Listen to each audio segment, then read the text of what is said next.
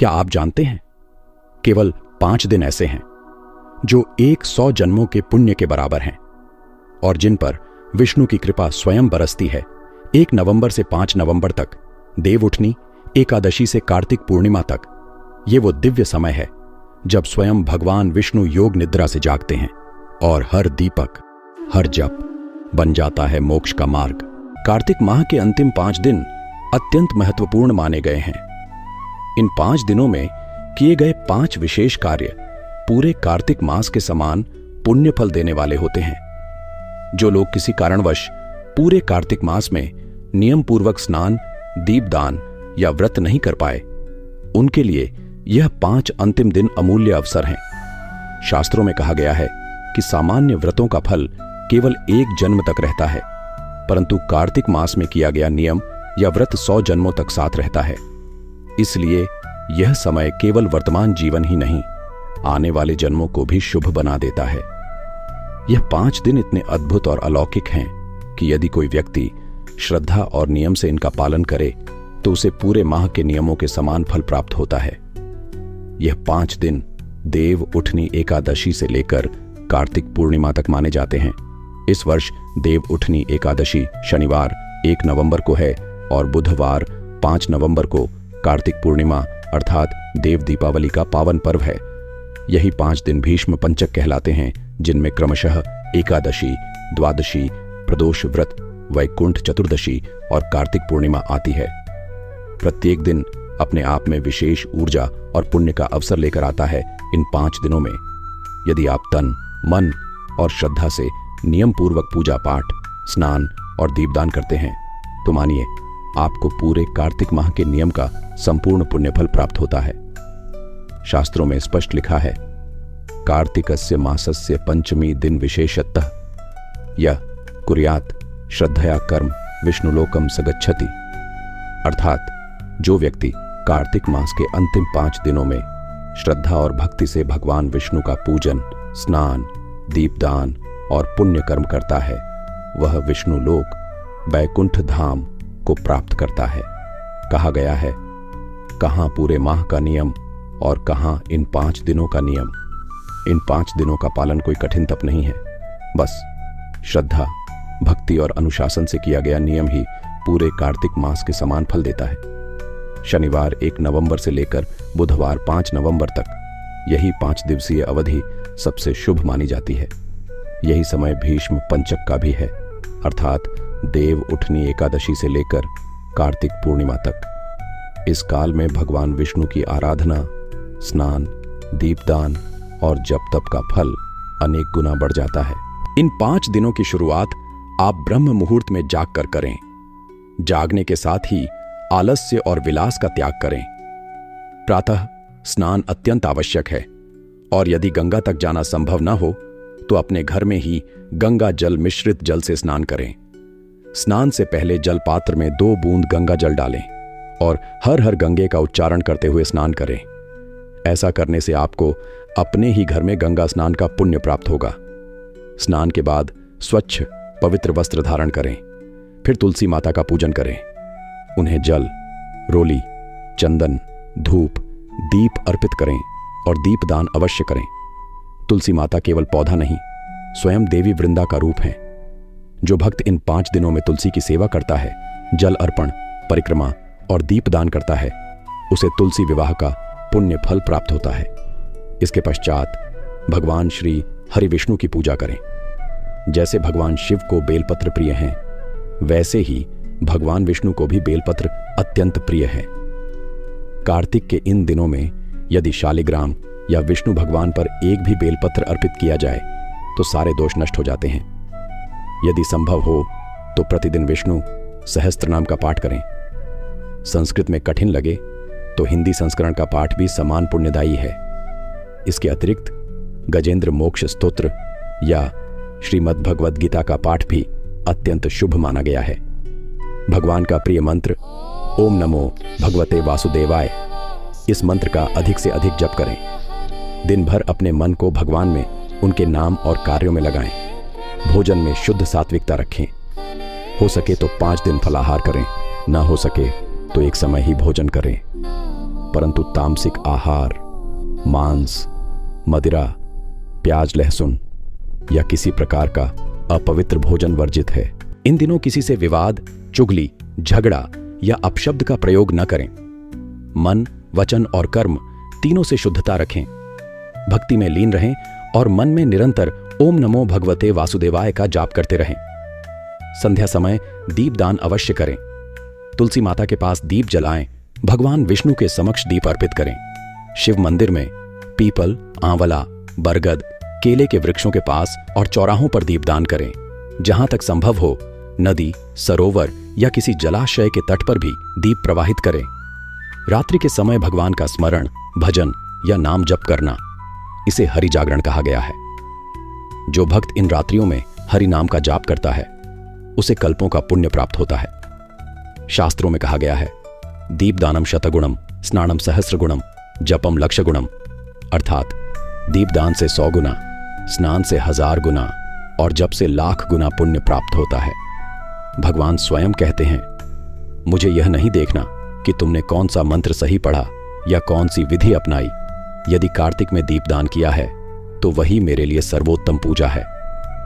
कार्तिक मास में स्नान और दीपदान, यही 2 सबसे महान कर्म कहे गए हैं। जहां भी आपकी श्रद्धा हो वहीं दीपदान करें, क्योंकि जहां दीप जलता है वहां अज्ञान का अंधकार मिटता है और सद्बुद्धि का प्रकाश फैलता है। शास्त्रों में वर्णन है कि दीपदानम शतगुणम कार्तिके विशेषतः, अर्थात कार्तिक मास में किया गया एक दीपदान साधारण समय के 100 दीपदानों के समान फल देता है। अब ध्यान दीजिए, कार्तिक मास में तुलसी की सूखी लकड़ी, काष्ठ का भी विशेष महत्व बताया गया है।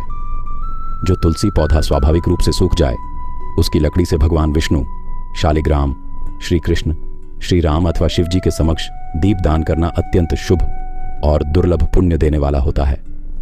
कहा गया है, तुलसी काष्ठ दीपेन विष्णु तुष्यति सर्वदा, लक्षदीप फलम प्राप्य मोक्षम यान्ति न संशयः, अर्थात तुलसी की लकड़ी से किया गया दीपदान 1,00,000 दीपदानों के बराबर फल देता है। जिस पुण्य को प्राप्त करने में द्वापर और त्रेता युगों में लोग वर्षों तपस्या करते थे, वही फल आज कलयुग में एक साधारण दीप जलाने मात्र से प्राप्त हो सकता है। आप तुलसी की सूखी डंडी लें, उसमें रुई और कपूर लगाकर घी या तिल के तेल से दीप तैयार करें। भगवान विष्णु, शिव, शालिग्राम या श्री कृष्ण के समक्ष यह दीप अर्पित करें। यह सहज साधना ही आपको वैकुंठ की प्राप्ति तक पहुंचा सकती है। यदि कोई तुलसी की सूखी लकड़ी से ओम नमो भगवते वासुदेवाय स्वाहा मंत्र के साथ आहुति दे तो उसे अश्वमेध यज्ञ के समान फल प्राप्त होता है। यह सबसे सरल और दिव्य यज्ञ माना गया है। सोचिए, जहां पहले आर्षि मुनि जन्म तप करते थे, वही पुण्य अब स्मरण और श्रद्धा मात्र से सहज मिल रहा है। तो फिर हम क्यों न करें यह दिव्य साधना। इन 5 दिनों में इस अवसर का लाभ अवश्य लेना चाहिए। अब बात करें पूर्णिमा दिवस की। कार्तिक पूर्णिमा के दिन स्नान, पूजा और दान विशेष फलदायी हैं। सुबह उठकर स्नान करें, भगवान विष्णु और तुलसी माता की पूजा करें। यदि संभव हो तो किसी ब्राह्मण से सत्यनारायण कथा संपन्न करवाए। यदि ब्राह्मण न मिले तो स्वयं अपने हाथों से पूजन करें। भाव ही सबसे बड़ा विधान है। एक विशेष और दिव्य साधना, तुलसी की 108 सूखी लकड़ियां लें, उन्हें घी में डुबोकर अग्नि में आहुति दें और हर बार मंत्र उच्चारण करें, ओम नमो भगवते वासुदेवाय स्वाहा। 108 बार इस हवन से जो ऊर्जा उत्पन्न होती है वह घर को पवित्र करती है, मन को शांत करती है और विष्णु लोक तक मार्ग खोलती है। यदि ब्राह्मण उपलब्ध न हो तो आप अकेले ही यह यज्ञ कर सकते हैं। भगवान भाव के भूखे हैं, कर्म के नहीं। पूर्णिमा के दिन किसी ब्राह्मण को भोजन कराना, दान देना या सीधा खुराक निकालना भी परम पुण्यदायी है। यदि ब्राह्मण न मिले तो अपने घर के बड़े बुजुर्गों, भांजे भांजियों, दामाद, नाती नातिन को भोजन कराइए, प्रसन्न करिए, क्योंकि संतुष्ट आत्माएं ही आशीर्वाद बनकर हमारी रक्षा करती हैं। शास्त्र कहते हैं, दानम भक्त्या चय कुर्याद विष्णु लोके मह्यते। जो दान श्रद्धा से देता है वह विष्णु लोक को प्राप्त होता है। सोचिए, केवल 5 दिनों में ही इतना बड़ा फल। यह 5 दिन शनिवार 1 नवंबर से बुधवार 5 नवंबर तक यदि तन, मन और भाव से पालन किए जाए तो वही बैकुंठ का द्वार खोल देते हैं। कर्म ही जीवन का सत्य है। जब खेत में बीज डालोगे तभी पौधा उगेगा, फल मिलेगा। ठीक उसी प्रकार जब हम इन 5 दिनों में श्रम, श्रद्धा और साधना करेंगे तभी ईश्वर की कृपा बरसेगी। इसलिए इन 5 दिनों को व्यर्थ न जाने दें। सभी मिलकर तन मन से जप, तप और दीपदान में लीन हो जाइए। यही है कार्तिक मास का सार, कर्म, श्रद्धा और मोक्ष का संगम। 4 महीने की चातुर्मास अवधि के बाद जब विष्णु भगवान योग निद्रा से जागते हैं तो संपूर्ण सृष्टि में पुनः गति आती है। यह दिन देवउठनी एकादशी या प्रबोधिनी एकादशी कहलाता है। एक ऐसा दिन जब सोए हुए देव पुनः अपने कर्म आरंभ करते हैं और मानवों के लिए भी शुभ कर्मों की पुनः शुरुआत का प्रतीक बनता है। आओ जाने देवउठनी एकादशी का अर्थ। शास्त्रों में वर्णन है कि आषाढ़ शुक्ल एकादशी के दिन भगवान विष्णु योग निद्रा में जाते हैं और कार्तिक शुक्ल एकादशी को जागते हैं। इस बीच की अवधि में ही चातुर्मास का पालन किया जाता है, जिसमें विवाह, यात्रा और शुभ संस्कार वर्जित रहते हैं। भगवान विष्णु का यह जागरण केवल प्रतीक नहीं, यह ब्रह्मांड की ऊर्जा प्रवाह का पुनर्संचालन है। जैसे सूर्य के उत्तरायण होने पर प्रकाश का काल आरंभ होता है, वैसे ही देवउठनी एकादशी पर धर्म और पुण्य के कर्मों का काल आरंभ होता है। अब जानते हैं भगवान विष्णु के जागरण का रहस्य। पद्म पुराण के अनुसार भगवान विष्णु योग निद्रा में इसलिए जाते हैं क्योंकि यह काल सृष्टि को विश्राम देने का है। जब वे जागते हैं तो पृथ्वी के प्रत्येक तत्व में चेतना पुनः प्रवाहित होती है। इसीलिए इस दिन दीपदान, तुलसी पूजन और दान का विशेष महत्व बताया गया है। पुराणों में यह भी कहा गया है, एकादश्यां प्रबोधाय विष्णु यह संपूजेत सर्व पाप विनिर्मुक्तः स विष्णु लोकमाप्नुयात्। अर्थात जो देवउठनी एकादशी के दिन भगवान विष्णु की पूजा करता है वह सभी पापों से मुक्त होकर विष्णु लोक प्राप्त करता है। देवउठनी एकादशी के अगले दिन तुलसी विवाह का पर्व मनाया जाता है। यह भगवान विष्णु और तुलसी माता वृंदा के दिव्य मिलन का प्रतीक है। कथा के अनुसार असुरराज जलंधर की पत्नी वृंदा अत्यंत पतिव्रता थी। उसकी तपस्या और निष्ठा के कारण देवता उसे पराजित नहीं कर पाते थे। तब भगवान विष्णु ने जलंधर का रूप धारण कर वृंदा की परीक्षा ली। जब सत्य प्रकट हुआ, वृंदा ने विष्णु को शाप दिया, तुम भी पत्थर बनो। इस शाप से भगवान शालिग्राम रूप में प्रकट हुए और वृंदा तुलसी वृक्ष के रूप में। बाद में भगवान ने तुलसी से कहा, तुम मेरे बिना प्रिय नहीं रहोगी और मैं तुम्हारे बिना पूजन योग्य नहीं रहूंगा। तभी से तुलसी विवाह का विधान प्रारंभ हुआ, जिसमें भगवान विष्णु, शालिग्राम और माता तुलसी का विवाह किया जाता है। इस दिन जो कोई तुलसी विवाह करता है उसे कन्यादान के समान फल मिलता है। यह पर्व संसार में शुभ संस्कारों की पुनः शुरुआत का प्रतीक है। कहते हैं कि जो घर तुलसी विवाह करता है वहां लक्ष्मी और विष्णु का स्थायी वास होता है। देवउठनी एकादशी हमें यह स्मरण कराती है कि हर विश्राम के बाद जागरण आवश्यक है, हर मौन के बाद कर्म का समय आता है। जब देव जागते हैं तो हमारे भीतर भी एक नई ऊर्जा, नई शुरुआत का अवसर जागता है। कार्तिक पूर्णिमा की रात दीपदान के बाद शांति से बैठकर विष्णु सहस्त्र नाम का पाठ करें। यदि संभव हो तो तुलसी के पास बैठें, दीप जलाकर पाठ करें। इससे वातावरण में दिव्यता बढ़ती है और मन में शांति उतरती है। अब अंत में कार्तिक माह के इस पवित्र अवसर पर जब भगवान विष्णु का जागरण होता है तब विष्णु सहस्त्र नाम स्तोत्र का पाठ करने से अनंत गुना फल प्राप्त होता है। महाभारत के अनुशासन पर्व में भीष्म पितामह ने युधिष्ठिर को यही उपदेश दिया था कि जो व्यक्ति श्रद्धा और भक्ति से विष्णु सहस्रनाम का पाठ करता है वह जन्म मरण के बंधन से मुक्त हो जाता है। इसीलिए अब हम संक्षिप्त रूप में इस दिव्य पाठ को स्मरण करें। अथ श्री विष्णु सहस्रनाम स्तोत्रम। श्री व्यासो उवाचः श्रीशं च नारायणं देवं नारायणं च पितामहं देव्यं सरस्वती व्यासं ततो जयमुदीरयेत्। अर्थ, व्यास जी कहते हैं, मैं भगवान विष्णु, ब्रह्मा, देवी सरस्वती और व्यास जी को नमन कर विजय की कामना करता हूं। भगवान विष्णु समस्त जगत के पालन करता है। विष्णु जयंतम जनार्दनम च विश्वम विष्णुम वषटकारम च। वे ही पुराण पुरुष, अनादि, अनंत और सर्वभूत हितकारी प्रभु हैं। उनका स्वरूप स्वयं ज्ञानमय है। वेद वेद्यम सनातनम ज्ञानम ज्ञानमयम प्रभुम। वे गोविंद, माधव, श्रीधर, हरि, ऋषिकेश, वासुदेव और दामोदर के नामों से पूजित हैं। उनके एक एक नाम का अर्थ अपार शक्ति रखता है।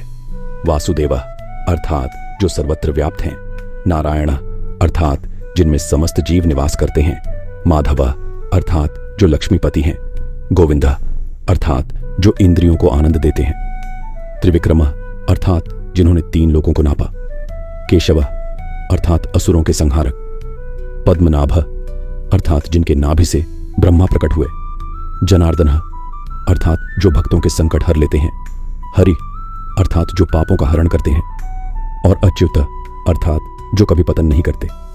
शास्त्रों में कहा गया है, इदम स्तोत्रम पठेत भक्त्या यह पुरुष सदा नरः शांतिम श्रियम सुखम मोक्षम प्राप्नुयात नात्र संशय। अर्थात जो व्यक्ति भक्ति से इस विष्णु सहस्रनाम स्तोत्र का पाठ करता है, वह निश्चय ही शांति, ऐश्वर्य, सुख और मोक्ष को प्राप्त करता है।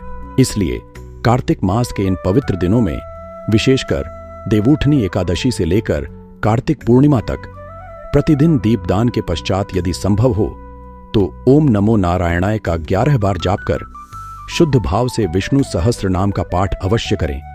यह पाठ समस्त पापों का नाश करता है, हृदय को निर्मल करता है और भगवान विष्णु के सान्निध्य का मार्ग प्रशस्त करता है। अंत में ओम विष्णवे नमः कहकर प्रणाम करें।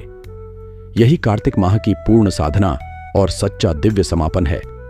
कार्तिक केवल पूजा का महीना नहीं, यह आत्मा के पुनर्जागरण का समय है। जब दीपक जलता है तो केवल अंधकार नहीं मिटता, भीतर का संशय, भय और मोह भी जलकर भस्म हो जाता है। अगर आपको यह कथा, यह ज्ञान, यह भक्ति का प्रवाह पसंद आया हो तो इसे यहीं मत रोकिए। भक्ति तभी सार्थक होती है जब वह औरों तक पहुंचे। इसलिए इस वीडियो को लाइक करें, अपने परिवार और मित्रों के साथ शेयर करें और हमारे चैनल AI भक्ति सीरीज को सब्सक्राइब करना न भूलें। आपका एक सब्सक्रिप्शन हमारे लिए केवल एक क्लिक नहीं, बल्कि भगवान शिव और श्री कृष्ण के नाम का प्रसार है। हर जय भोलेनाथ और जय श्री कृष्ण हमारे हृदय में एक नई ऊर्जा जगाता है। तो मिलते हैं अगली कथा में एक नए अध्याय, एक नई भक्ति की गहराई के साथ। तब तक हर हर महादेव, जय श्री कृष्ण और जय मां तुलसी। ओम कृष्णाय वासुदेवाय हरे परमात्मने प्रणतः क्लेशनाशाय गोविन्दाय